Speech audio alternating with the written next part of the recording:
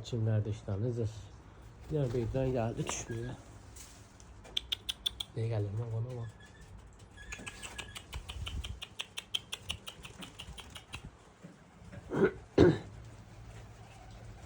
O sanırız geliyor. Karanlık uyruk diye.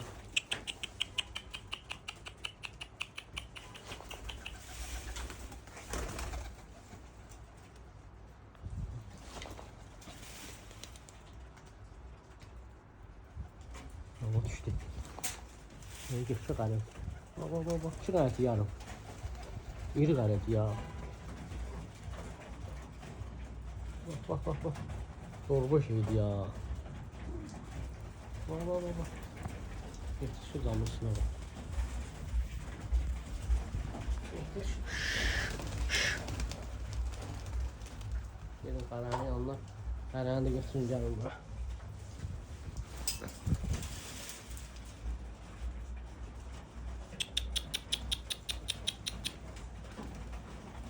Yukarı bak. Düştü abi geri sana. Yok ben karar. Bunu çekti geri lan. Gitti ama. Tamam geldi. Buradan çıkalım. Nasıl?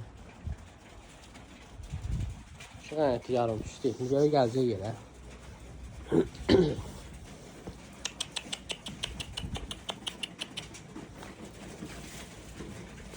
Ama yukarıdan geldi ya. Çık ayeti yarım. Hiç Pauli'ye çıkmadı. Ben de burada ya. Gördüm geldi. Çık ayeti yarım.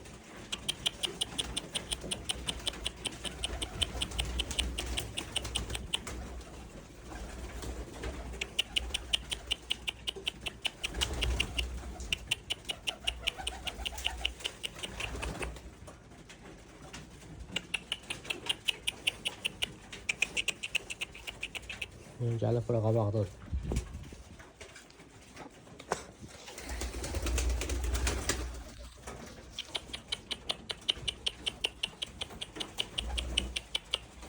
Videonu saxlayıram, qabağa gəldi çəkəcəm. Ne geldi? Ömür qaret ya, torbanı da aldı. Leleyli qaret. Adam lele. Allah xeyir versin. Ömür qaret leleyli, adam lele. İsteyen oldu haber versin. Olma. 2 qayəti var yarım. Yukarıdan gelmeyini çekmişim ha. Nasıl lele olmuş. Ağlayayım gayet atımla. Ünvam zona.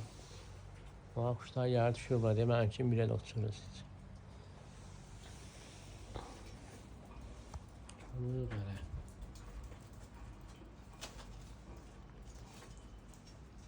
Yok, başı balacadım ayol. Oldu, bağladım galetini. Sizin qara. Adam lele. Sen oldu ya 10 baht. Ünvam zona. Turmalar da var. Çayeti yarım. Hayvan da acıdı ya.